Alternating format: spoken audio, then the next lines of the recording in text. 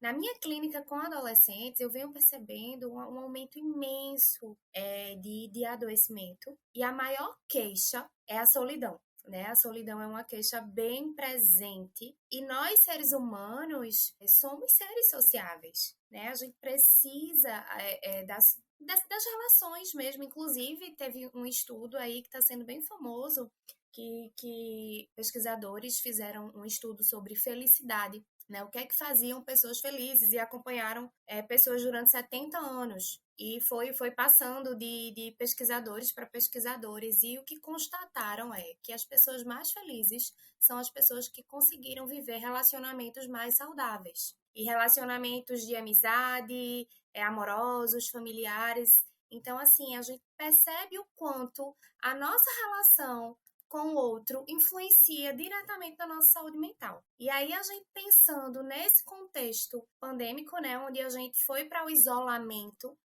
e a gente já vinha nesse processo com a globalização, com o avanço das máquinas e tudo mais, a gente vem nesse processo de precisar cada vez menos do outro, de se bastar muito. E aí, a pandemia, ela trouxe muito mais esse aspecto do isolamento, do afastamento mesmo das pessoas do outro.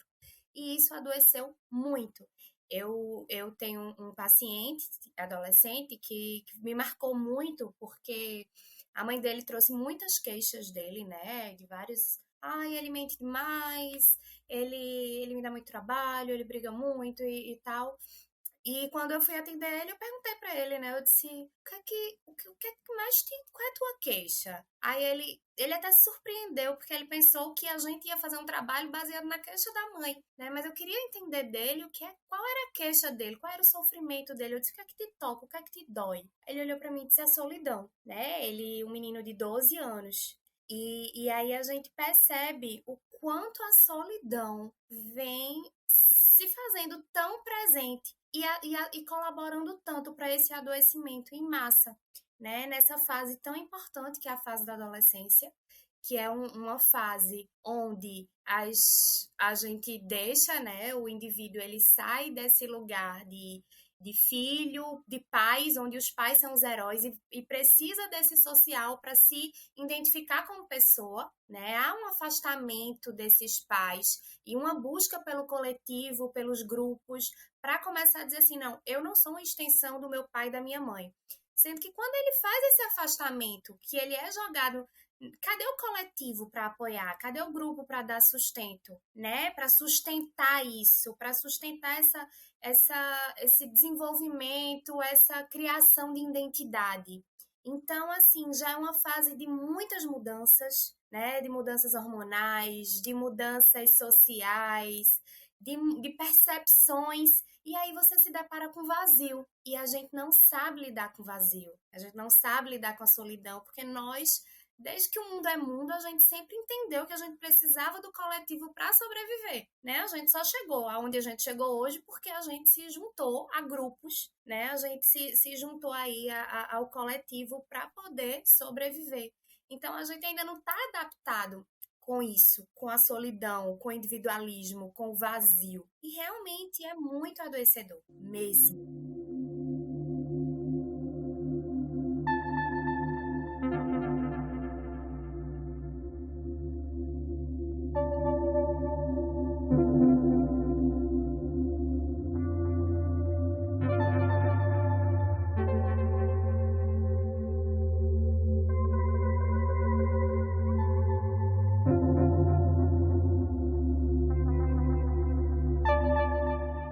Aproveitando essa fala, vamos entrar oficialmente. Boa noite, bom dia, boa tarde. Sejam todos muito bem-vindos, muito bem-vindas e muito bem-vindos.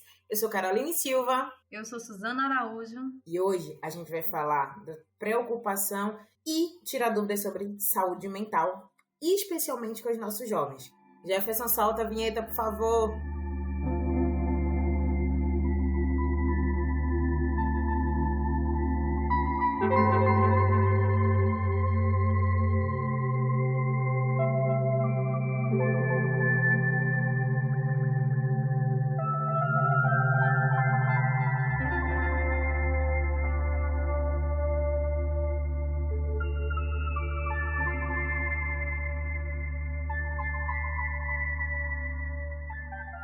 Então, hoje está aqui comigo mais uma vez e muito obrigada, Maiara. Ela já se apresentou aí, a nossa querida psicóloga que voltou para conversar com a gente sobre aquilo que ela mais gosta, tratar da saúde mental e hoje em especial dos nossos queridos jovens, dos nossos adolescentes. Com base na fala de Maiara, eu dei uma procurada também para a gente contextualizar o nosso episódio e dados da OMS, Organização Mundial de Saúde, apontam que 20% dos adolescentes do mundo a cada ano enfrentam algum tipo de problema relacionado à saúde mental. Diante da gravidade do avanço de problemas relacionados à saúde mental na adolescência, programas preventivos tornam-se necessários e urgentes. Nessa perspectiva, a escola apresenta-se como um espaço de excelência para o desenvolvimento de atividades no âmbito de programação de saúde mental, além da possibilidade de contribuir a reduzir tabus, estigmas e preconceitos em relação ao problema de saúde mental. Em 2022, alguns alunos tiveram quadro de ansiedade em algumas escolas estaduais do estado de Pernambuco, onde precisou-se de assistência profissional para amenizar o quadro em algumas escolas. Mesmo diante da gravidade, ainda não existe um plano ou planejamento efetivo onde as escolas possam contar com um profissional de psicologia. E hoje a gente traz a Maiara não só para falar no âmbito escolar, mas de como esses jovens podem buscar ajuda, como eles podem perceber os sinais e principalmente os pais, né? Parar de falar que é besteira, que é falta de Deus, que é frescura, aqui no estado a gente diz que é frescura, né? Que ele é jovem, ele não tem boleto para pagar, então ele não deveria ter problema. Que é rebelde sem causa, né? Que tem o povo, pelo menos na Paraíba, tem um negócio de dizer ele é assim, é rebelde sem causa, né? Na verdade, às vezes o tadinho do adolescente tá sofrendo e ainda tá sendo julgado. É uma idade bem difícil, né? É uma idade de mudanças, é uma idade onde precisa desse acolhimento e precisa... eu acho que a palavra é essa mesmo, acolhimento, né? Ser enxergado primeiro como indivíduo, como um ser que sente, que sofre, né? E a gente tende a coisificar tudo, então adolescente, aborrecente, a gente acaba passando inclusive por cima da pessoa, né? A gente não respeita, não olha. Então é importante esse momento de parar e de olhar e de validar, né? Escutar esse sofrimento, escutar essa dor. A gente entende também que muitas famílias não têm esse preparo, né? A gente dá aquilo que a gente pode dar e às vezes já vem de digamos, uma neurose familiar, né? Um adoecimento familiar aí que perpassa de pais para filhos, avós e por aí vai. E a escola, que é o lugar onde a gente espera que tenha mais acesso ao conhecimento, possa ser esse lugar que possa dar essa acolhida, que possa estar trazendo essa conscientização para essas pessoas. É um período muito conturbado, talvez, no íntimo do adolescente, mas no exterior também, porque é uma transição entre a infância e ali começam as ansiedades de uma vida adulta, né? Onde a gente já começa a pensar o que é que vai ser, como é que vai ser, qual é o meu planejamento de vida. Então, começa uma sobrecarga de responsabilidades, né? De antecipar a vida adulta na adolescência. Isso. A gente tem inclusive um autor psicanalista, que é Caligares, ele é brasileiro, e ele traz essa questão, né? Ele traz a lei da moratória, que é que o adolescente, ele não é nem criança e nem adulto, né? Ele não é nem criança para determinadas coisas e nem adulto para outras. E já é uma fase, como você bem falou, Suzana, de transição, né? De estar saindo aí da infância para a vida adulta. E é muitas mudanças, muitas mudanças físicas, mudanças hormonais, mudanças emocionais, mudanças sociais também, né? Porque, como eu falei no início, eles deixam esse olhar, esse apego dos pais e vão em busca dessa identidade no coletivo, que assusta, o novo assusta, né? É muito difícil mesmo. E aí já entra um conflito muito grande, né? Porque ele tá em busca da sua identidade. Muitas vezes, o que ele quer diverge do que os pais querem que ele tenha. E aí ele encontra esse espaço, entre aspas, dentro da escola para ele ser quem ele é. Por isso que muitas vezes eu escuto dos pais assim, meu filho não é assim em casa. E aí eu acho que o bicho pega muito nesse sentido, porque o adolescente é como se ele vivesse vários personagens, mas ele tem que assumir um em determinado momento e ele não sabe qual ele precisa assumir.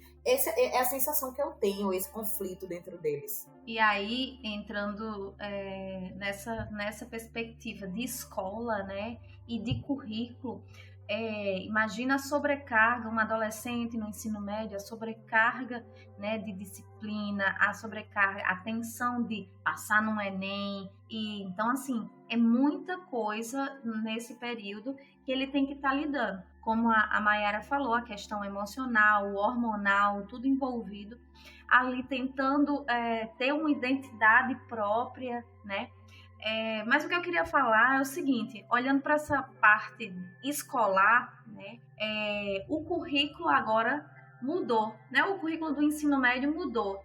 E aí agora existe, e eu acho fantástico, porque nós, da nossa geração, nós não tivemos essa possibilidade de olhar para a gente, de ter tempo para olhar para a gente. E o currículo do ensino médio, ele trouxe o projeto de vida como uma disciplina obrigatória que o aluno tem que fazer no primeiro ano, no segundo e no terceiro ano. Qual é a pauta dessa disciplina?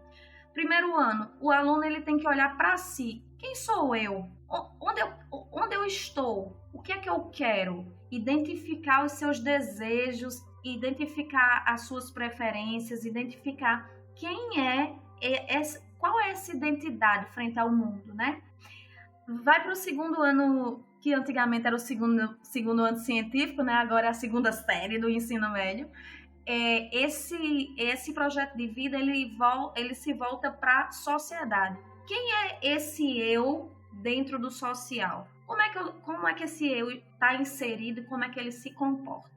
Vai trabalhar essa identidade dentro de uma sociedade. E aí, por último, na terceira série do médio, esse aluno ele vai entender quem ele é para o mercado de trabalho. Então, assim, na teoria é lindo, eu acho fantástico. Se tivermos essa construção feita de uma forma eficiente, vai ser lindo. Eu estava pensando sobre isso. Poxa, eu não tive um projeto de vida. Eu simplesmente, em algum momento, eu fui seguindo os passos que eram, entre aspas, os certos a seguir, né? Então, a gente, enquanto jovem, adolescente, muitas vezes a gente não questiona a nossa trajetória. É isso mesmo? O que é que eu gosto? O que é que os outros querem para mim, né? Então, eu acho que pelo menos o currículo traz isso para tentar contribuir com esses jovens. Uma ressalva em relação a tudo isso que você falou.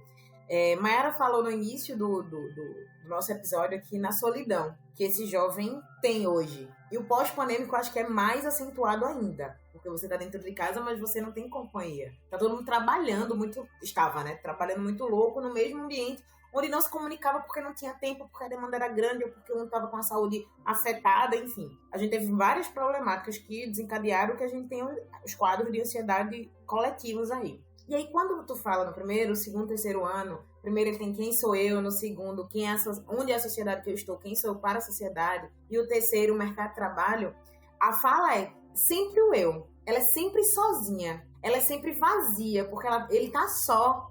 Por mais que ele tenha que se conhecer a sociedade que ele está inserido, escolher a profissão dele, que um menino com 16 anos não deveria ser obrigado a escolher uma profissão, mas enfim. Qual vai ser a minha profissão, sem contar toda a pressão que ele sofre dependendo da família ou do contexto que ele esteja inserido. Mas ele sempre tá só. E aí que o bicho pega. Aí me remeteu a fala de Mayara em dizer, poxa, Mayara, em que momento alguém vai pegar na mão dele e vai dizer assim, você não tá só? Isso mesmo. E assim, é uma coisa que dá pra gente refletir, será que esse adolescente, né, ele tem habilidades psíquicas para fazer essas reflexões do eu, onde é um momento, é algo que a gente entende que precisa de uma maturação emocional bem maior, que a gente tende a fazer isso quando a gente diz assim, nas crises, eu não sei se vocês já ouviram falar, mas tem muita gente, eu tô passando por uma crise existencial. E a gente vê muito essa fala de um adulto beirando aí os 30 anos, na casa dos 30, né? Nessas mudanças de ciclo de 30, 40, tem as crises existenciais, que são os momentos de você rever o que você caminhou, né? Olhar para a sua estrada, olhar para você, ver o que é que você pode fazer diante disso, o que é que você pode evoluir, quais são as tuas possibilidades, tuas limitações, sendo que isso são reflexões de um cérebro adulto, de um cérebro que já está maturado ali, que já está totalmente desenvolvido. A gente entende que o cérebro, para ele se desenvolver totalmente, é na casa dos 23, 24 anos. Então, esse adolescente de 16 anos, ele tá precisando do coletivo, do grupo, de se sentir acolhido, de dizer assim... E a gente percebe que a gente tinha muito esses movimentos, né? Acho que na década de 90 a gente vê isso muito forte. Eram os emos, os hippies, o movimento do os funkeiros, os do brega. Então, assim, era importante para esses adolescentes terem essas identidades, né? Eles precisam de um grupo, eles precisam estar inseridos em algum local, sabe? Esse é o momento deles, né? Esse momento da gente refletir sobre o nosso eu, sobre a nossa identidade, a gente deixa para depois um pouco. Então, a gente, você falando dessas diretrizes, fica muito para mim aqui qual o preparo que eles têm para isso e o preparo dessa equipe de acolher tanta abertura que Carol falou muito legal, trouxe muita coisa, essa coisa do vazio, porque se depara com o vazio mesmo. Quando a gente tá nas nossas crises existenciais aí dos 30, a gente se depara com vazio quando a gente para olhar pra gente, né? A gente, poxa, chega a dar aquela sensação de angústia, aquele medo sem objeto. Você começa a sentir um medo do que você... Porque é o vazio, é a insegurança, é o inseguro. E eles nessa fase, eles estão precisando de segurança. Eles estão precisando de contenção.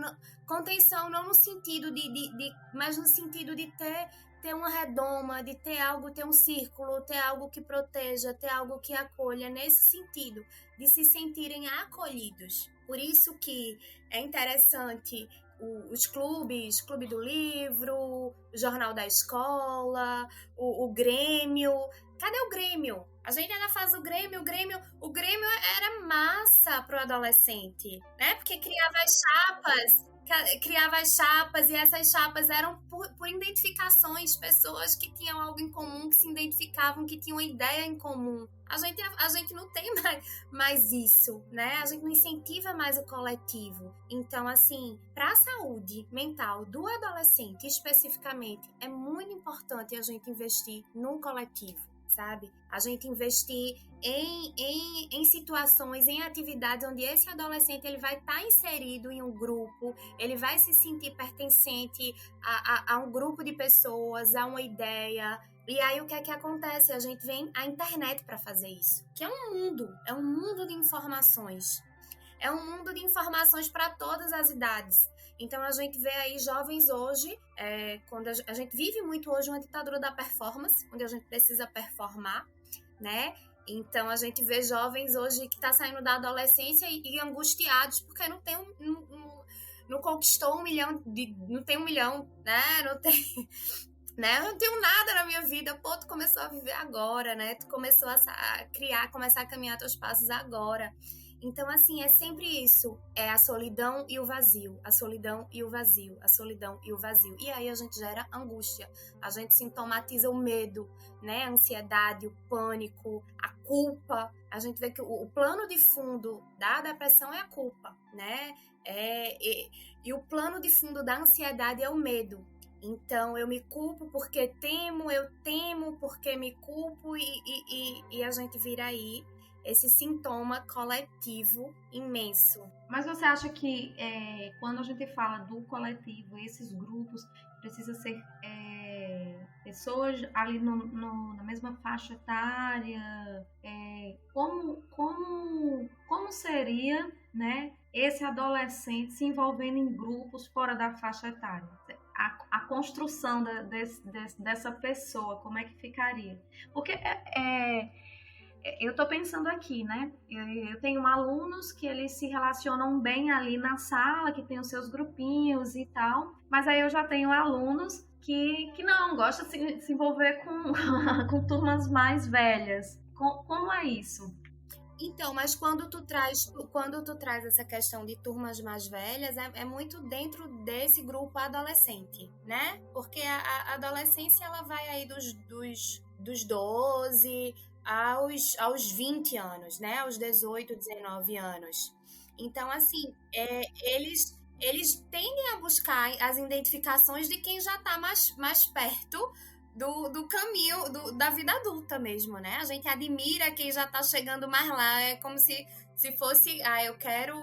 É a necessidade da identificação, né? De precisar buscar essas pessoas de referência, que as pessoas que tendem a se destacar, geralmente, mais no grupo, são as pessoas que têm mais vivência. Então, são pessoas que já viveram mais a adolescência, né? Então, vai chamar mais a atenção, vai gerar mais a admiração deles.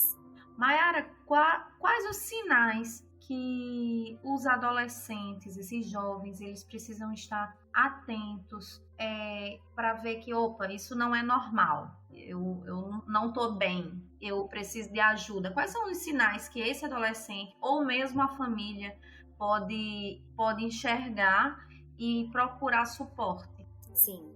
Então, é uma coisa que na saúde mental é muito engraçado isso, porque confunde muito, né? Os sintomas de adoecimento psíquico, você tende a meio que ter eles como de estimação. Então, você, por exemplo, está num processo de ansiedade, você vai ter pensamentos de ruína, você vai ter pensamentos catastróficos, você vai ter pensamentos de uma extrema irritabilidade, então você vai começar a atribuir isso à tua personalidade. Aí, eu sou irritada, eu sou uma pessoa que tem medo de tudo.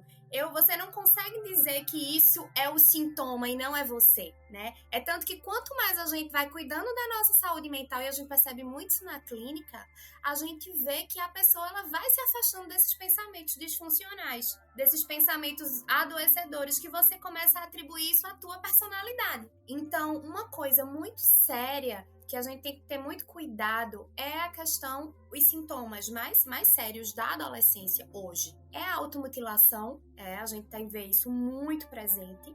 Os jovens, eles não sabem lidar com a dor, com a angústia, com a frustração. E isso é algo muito cultural. A gente vive muito essa sociedade atualmente, a gente corre muito da dor. Então, se a gente tá com dor, a gente se medica, a gente não sente, a gente prefere não sentir. Então, a gente não tem preparo psíquico para lidar com a dor.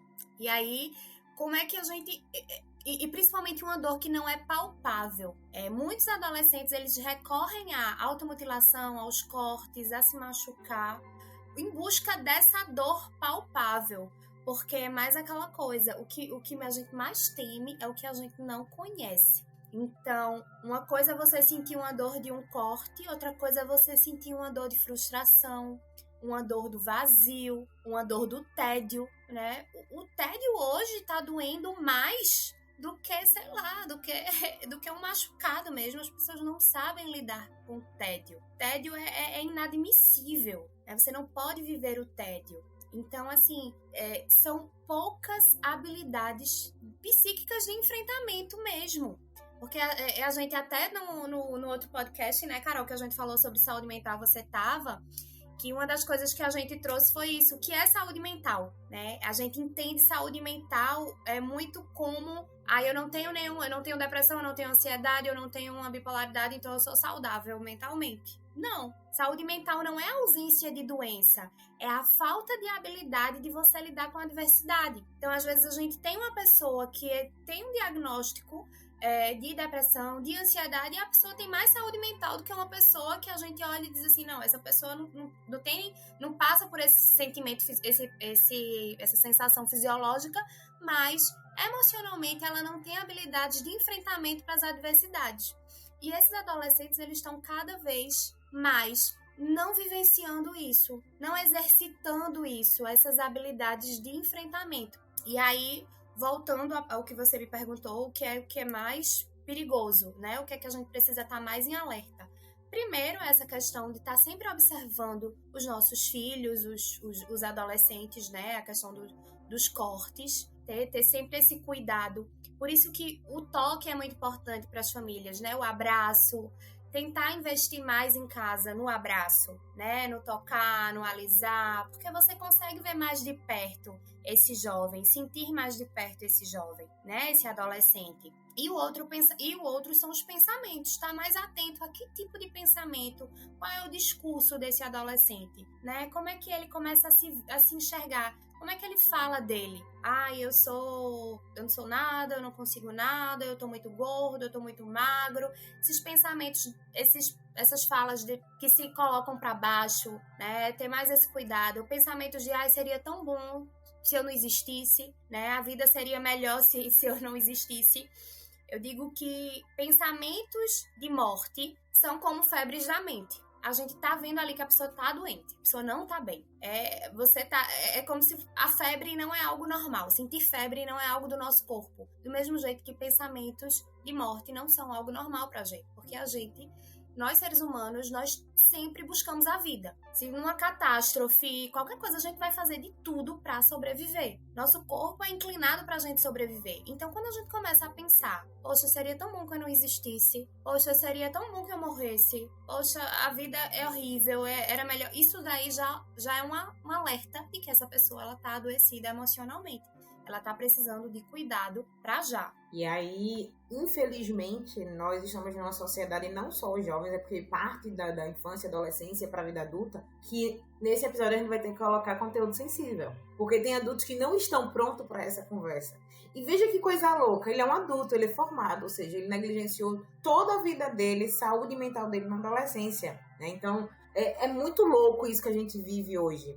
De a gente não poder tratar determinados assuntos, obviamente que eu super entendo, porque as pessoas não estão prontas para ouvir. Entender que estão doentes, que são pessoas doentes e não tá tudo bem. E que elas precisam buscar o tratamento, que vem sendo negligenciado de muito tempo. E aí minha pergunta é, Mayara, você falou, na verdade, primeiro é o sintoma dos pais olharem para os seus filhos. Mas e quando a gente não tem quem olhe para a gente? Como é que a gente se auto-reconhece? Como é que a gente busca essa ajuda? Nós que estamos vivendo processos que é muito mais difícil, né? Às vezes um amigo chega e dá um toque, né? Fala. Por isso que a gente focou tanto esse episódio aqui na escola, porque é onde ele passa a maior parte do tempo dele hoje.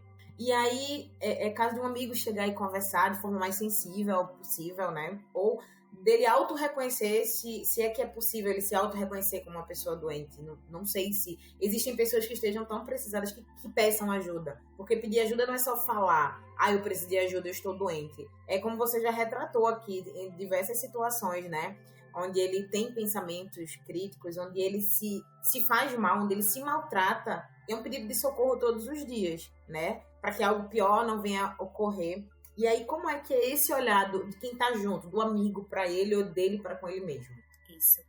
Veja, é bem delicado, porque quando a gente fala de saúde mental e principalmente de pensamentos suicidas, a gente tá com uma pessoa com potencial risco de vida, mediante a uma doença, né? A pessoa não é uma doença, depressão é doença. É mudança fisiológica no nosso corpo, é mudança hormonal no nosso corpo. Não é coisa, pensamento, pense que você tá bem, se levante, reaja. Não, é uma doença, a gente precisa tratar. Existe tratamento, existe medicação, existe protocolos para cuidar dessa doença, né? E a gente precisa realmente buscar isso. Quando a gente fala de um adolescente em um nível de vulnerabilidade social, onde esse adolescente ele não tem recursos, infelizmente, né, ele não tem recursos para cuidar disso, uma coisa que foi eu até coloco nas palestras, Centro de Valorização à Vida. Se vocês puderem depois disponibilizar o número, eu estou em dúvida agora, você pode ligar, vai ter pessoas aí atendendo disponível 24 horas, né, para você falar, para lhe acolher, para lhe ouvir. É uma escuta mais trabalhada, mais treinada, uma escuta profissional, onde pessoas são treinadas para fazer aquela escuta. Porque quando a gente acaba escutando um amigo, um colega, a gente tende a colocar muito o nosso sentimento, a nossa percepção, né? A gente quer que a pessoa melhore, às vezes a gente também está impaciente com a pessoa, e a gente acaba não ajudando tanto. E outra coisa é procurar realmente, se você é amigo, se você procurar um parente, falar com um parente, para procurar uma agente de saúde do seu bairro, falar um pouco dessa situação para que ela possa estar marcando aí no postinho um médico para que você possa estar indo e ele fazer dentro do seu estado os encaminhamentos mais adequados, né? Porque temos os CAPSs. A gente sabe que não é com tanto acesso, mas existem programas aí que o SUS ele tenta fazer. Então, quem vai mediar isso de primeiro momento vai ser a agente de saúde, né? De tentar marcar um médico e o médico ele vai fazendo esses encaminhamentos. E assim, uma coisa que ajuda muito é a atividade física. A atividade física, ela ajuda muito na nossa saúde mental, né? Então, puxar esse amigo pra rua, pra jogar uma bola na rua, pra empinar uma pipa, pra correr, sabe? Tentar levar esse amigo para um parque da cidade mais próximo, pra entrar em contato com a natureza, que é muito importante também, ajuda muito. Então, dessas formas, para as pessoas, né, que têm uma menor condição financeira ou nenhuma condição financeira, tem esses cuidados que a gente pode estar tendo aí que ajuda. Uma coisa que você falou, né, com relação a buscar auxílio profissional do posto e tal, mas eu penso que até chegar nesse ponto de buscar ajuda precisa de uma aceitação. Eu não estou bem, eu preciso de ajuda. Isso é muito difícil, porque a gente está num mundo de super-heróis, onde a gente não pode ser falível, a gente está ali para ser infalível. Se você tira uma nota ruim ou se você tem um corpo... sei lá, não perdeu aqueles quilos, ou se você não tem, enfim, você tem que suprir ali uma necessidade da sociedade, né? Então, talvez essa aceitação entre para a pessoa como eu falhei, eu não consigo resolver a minha vida. E eu nem estou falando de adolescente, né? Adultos, inclusive, até aceitar que existe um problema e que você não consegue resolver esse problema sozinho, demanda um tempo e demanda ser sensível à questão, né? Tem gente que, eu tô assim, não é nada, e vai deixando. E o conhecimento, ele ajuda muito, né, Suzana, nessa hora. A gente precisa conhecer para que a gente possa se libertar, né? A gente precisa entender que aquele meu pensamento autocrítico, meu pensamento meu grande nível de irritabilidade, né, minha intolerância, meu autojulgamento, isso é sintoma de um adoecimento psíquico. Então, assim, como é que a gente aceita? A gente precisa entender o que é que está se passando. Por isso que, voltando para essa coisa da escola, as palestras elas são tão importantes. Tá trazendo esse conhecimento é importante para que as pessoas parem e reflitam sobre como é que a gente muda situações, como é que a gente muda comportamento, trazendo para a luz. A gente só evoluiu enquanto sociedade na questão, por exemplo, em alguns discursos, em algumas questões muito pesadas, estruturais nossas, porque a gente trouxe para a luz, a gente começou a dizer assim, não, esse comportamento é racismo, esse comportamento é homofóbico, porque até então a gente apenas vivia eles. A gente não conseguia separar. E às vezes não é nem fingir, é não ter consciência de. Por isso que a gente precisa descortinar, a gente precisa trazer o conhecimento. O conhecimento, ele liberta, ele é libertador. Então a gente, às vezes, eu pego muito paciente que diz assim, poxa, eu não sei como eu vou mudar. Eu digo, a gente precisa conhecer. A gente precisa conhecer o adoecido e o saudável, né? A gente precisa conhecer o que é saudável e o que é doente, para que a gente possa entender e tomar uma ação diante disso. Mas como tomar uma ação se eu desconheço? Então, é muito dessa questão. A gente precisa estar realmente buscando esse conhecimento, né? E as pessoas que têm o mínimo conhecimento tá podendo disseminar isso para que chegue a mais pessoas. Exato, porque o que a gente não pode fazer é negar conhecimento. Mas falando dessa importância que você trouxe das palestras, como quando você é convidada para as palestras nas escolas, quais são as pautas que você leva? Explica um pouquinho para a gente como são essas palestras. Então, Na verdade, esse movimento começou ano passado, né? Eu fui convidada para participar. Fui convidada para participar de uma escola, daqui a pouco fui convidada para participar de outra, daqui a pouco fui convidada para participar da outra. E assim, eu gostei muito. É um tema que, como eu falo, eu amo, que é essa coisa da saúde mental. Então, assim, o que eu priorizo é trazer conhecimento de forma simples, de forma acessível, é fazer com que eles possam refletir principalmente sobre as questões que permeiam, que eu tenho muita demanda na clínica, sabe? A minha demanda na clínica com adolescentes, eu trago muito para os adolescentes das escolas, por exemplo. Essa coisa da automutilação, da confusão, da dificuldade da identificação, né? Então, é muito nesse sentido. Esse trabalho foi se construindo muito assim. Foi uma descoberta e foi um encontro, né? Foi bem nesse sentido mesmo. E eu iniciei muito na época de setembro, onde a temática realmente era o suicídio. Então, que é um tema muito tabu, né? Porque as pessoas temem falar sobre suicídio. Há meio que uma ideia de que se a gente fala, influencia as pessoas a fazerem. Então, as pessoas temem muito falar sobre. E que na verdade não é, porque quanto mais a gente conhece, mais a gente entende, mais a gente busca ajuda e mais a gente evolui. E aí é muito importante, gente, ela participou de uma dessas palestras lá na escola em que eu tô lotada hoje. E a gente vive esse quadro de adoecimento mental com os nossos jovens. E lá não era diferente, a gente via eles se catucando, né? E uma das participantes, olha, minha amiga mandou perguntar, né? Porque o jovem não gosta de se identificar que é ele. Então a amiga dela perguntou... o outro... E aí ela foi bem sensível, né, em reportar para o aluno, para a pessoa que perguntou. Achei fantástico, porque o Estado ele não tem um plano de ação voltado efetivamente para a educação desses jovens, educação de saúde, né? Porque eu acho, dentro da minha bolha, que a saúde ela deveria estar atrelada juntamente, não tem trilhas, né, a questão das educações, mas aí não sobrecarregar o professor, mas trazer um profissional de saúde mental para conversar com esses jovens, que eu acho que seria incrível.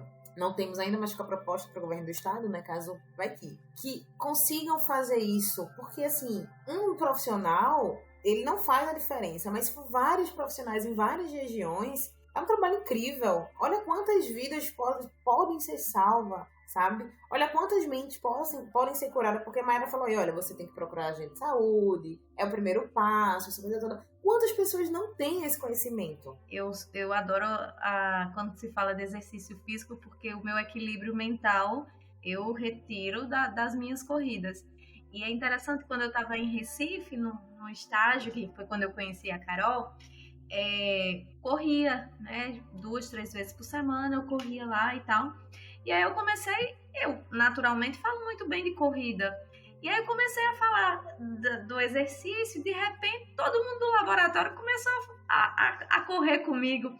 Então, assim, às vezes, com ações, né, com estímulos assim, você ajuda até sem saber uma pessoa. Eu tenho uma amiga do peito que aconteceu a mesma coisa. Meses depois, ela disse assim pra mim: Suzy, eu queria te agradecer. Eu disse: por quê? Porque eu nunca fui de rejeitar convite. Eu aceito. Quando as pessoas me convidam, eu aceito. Mas eu não sou de convidar. E você me ensinou que convidar é preciso para estar inserida, né, nas relações sociais. Eu achei isso fantástico, porque eu realmente não tenho problema nenhum. Mas, de fato, a gente tem que sair da nossa zona de conforto também para estar naquele meio, para beber daquela água, né? Antes de Mayra responder isso aí, né, aproveitando essa fala de Suzana, você já falou que o exercício físico é muito bom, né? A terapia é imprescindível, pelo amor de Deus, galera, terapia, façam terapia. Inclusive, depois, Mayra vai deixar o contato. Mas quais outras coisas, quais outras alternativas positivas que a gente pode estar tomando para dar esse up? É aquela coisa, o básico funciona, né? A gente fica até sendo clichê às vezes. E a gente sabe muitas vezes o que fazer, mas, né? Mas veja, atividade física contato com a natureza, anotar um pouquinho os pensamentos. Eu acho que a gente devia retomar o diário. Eu acho que salvou uma geração, né? Esses sintomas poderiam ser muito, muito piores. A gente poderia estar mais adoecido antes. Então, começar a se permitir fazer o que gosta, sabe? Se permitir descansar, se permitir parar. Porque, como a gente já falou aqui, a gente está vivendo muito essa necessidade da performance. Então, se uma pessoa diz assim, comecei a correr, eu corro. Tu corre? Tu já participou de quantas corridas? Tu já correu? Tu corre quantos quilômetros? Tu já faz... Quais são as provas que tu bate? 42? Uma maratona? Tu já fez... Então, poxa, calma, né? Eu dei uma volta, eu tô correndo todo dia, dando uma volta na praça da minha casa, perto da minha casa. Então, há muito essa necessidade do performar. A gente precisa sempre estar performando. Então, isso tá adoecendo pessoas. Eu tenho pacientes que tiram férias e se sentem culpados. Estão mal porque estão de férias. Né? Tipo assim, poxa, eu não fiz nada hoje. Aí sim, você não tá de férias? Mas eu não fiz nada, eu não fiz isso, eu tenho que fazer isso, porque vai voltar minhas aulas, vai voltar o meu estudo e eu tenho um monte de coisa pra fazer, eu tenho que aproveitar esse tempo que eu não tô parada pra poder fazer essas coisas. Eu digo, tu tá de férias? Né? Qual é o teu nível de merecimento? Então é isso, é começar a olhar e a escutar os limites do teu corpo. Você hoje não pode ter cansaço, você é preguiçoso, porque se você não parar, você é preguiçoso. Né? Poxa, eu trabalhei 11 meses do ano, eu não vou poder descansar um mês do ano, né? Não vou poder me acordar mais tarde. Então, isso. Atividade física não precisa ser atividade performática. Dançar em casa, sair, andar, fazer uma caminhada, né? Correr, brincar. Isso é atividade física. Tá? Você não precisa ser fisiculturista. Se você quiser, massa, né? Se você quiser correr uma maratona, se preparar, massa, muito massa. Mas é muito massa também você sair da inércia. É muito massa. Então, se permita viver, né? Viva e não sobreviva às demandas. Outra coisa, contato com a natureza. É muito importante. Então, assim, você não precisa viajar para Fernando de Noronha para você ter contato com a natureza, né? Natureza é natureza, é animal, é árvore, até... Mayara, mas eu moro no interior, no sertão. Qual é a natureza do teu sertão? Isso é natureza. Tu não precisa ir pra praia, tu não precisa... Curte, aprecie o que tá pertinho aí de você, sabe? A natureza do meu sertão aí, meus cactos, então vou lá dar uma olhadinha pra eles, ver quando eles estão mais verdes, ver se nasceu uma florzinha, sabe? Vive, aprecia a natureza, escutar o canto do pássaro, aprecia a natureza que tá no teu habitat aí onde tu tá perto, sabe? Outra questão também é sol, a gente é muito... agraciado por viver nesse país maravilhoso que é o Brasil, né? Que tem esse sol lindo aí. Então, curte um pouquinho esse sol, toma um pouquinho o sol, sabe? É algo que também vai te ajudar muito. E principalmente, uma coisa que vai ajudar muito, nós somos seres sociáveis. Se esforça um pouquinho, sai um pouquinho da tua zona de conforto e se permite conversar com alguém, e se permite ligar para uma amiga e dar uma risada gostosa, sabe? Se permite se relacionar, sabe? Se esforça para isso. É algo que vai te ajudar muito na tua saúde mental. Muito, muito mesmo. Ai, gente, é tanto diálogo, são tantas pontas que a gente consegue ver aí para continuar essa conversa a noite inteira, se deixar, né? Mas, infelizmente, a gente tá caminhando pro fim. E eu queria dizer, Mayara, foi sensacional o nosso diálogo. Foi sensível também, no sentido que nossos jovens precisam de nós. A gente não precisa ser família, a gente não precisa estar junto. A gente só precisa de um olhar de carinho, de cuidado. E a palavra que você enfatizou muito bem aí é de acolhimento. Acolher esses jovens. Para um jovem professor ou professora não é fácil porque a demanda é de milhões, né? São vários turnos, várias turmas e várias verdades e vertentes, onde a gente acaba adoecendo se a gente absorve muito, porque são muitas realidades duras. Mas a gente já tem como direcionar. Conhece um psicólogo aí, gente boa, que gosta de falar de saúde mental de forma sensível, que também é importante, né, Mayara? Leva ele para dar uma palestra, para que esses jovens conheçam, né? Eu acredito que esse podcast consegue chegar a muitos lugares. Espero que eles cheguem a quem precisa ouvir e que as pessoas estejam prontas para ouvir, porque a nossa faixa etária é de jovens adultos, doentes também, tá? Temos vários saudáveis. E uma colher de chá que você viu aqui é quem tá dentro da universidade. Também, que a gente já falou disso muito. Mas eu entrei na universidade, eu tinha 16 anos, então eu não tinha maturidade. E aí, então, a gente já nota que a gente traz uma sobrecarga, sabe, muito grande. E eu queria agradecer muito, que eu apertei muito Mayara desde dezembro, que eu digo, Mayara, oi! E eu fico muito feliz de você estar aqui conosco mais uma vez. Volte quantas vezes quiser. Acho que saúde mental é algo pra gente fazer palestras e palestras e palestras. E assim, as portas do nosso coração, nossos ouvidos estarão sempre abertos para você.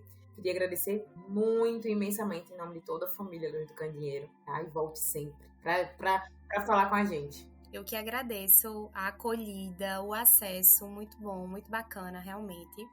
Muito obrigada, tá, por me escutarem também, e parabéns, né, pelo projeto de vocês, por vocês terem essa sensibilidade também de trazer esse momento. Sei que vocês são aí da academia e as temáticas da academia é algo que é muito presente, mas vocês também terem essa sensibilidade de trazer um pouco sobre saúde mental.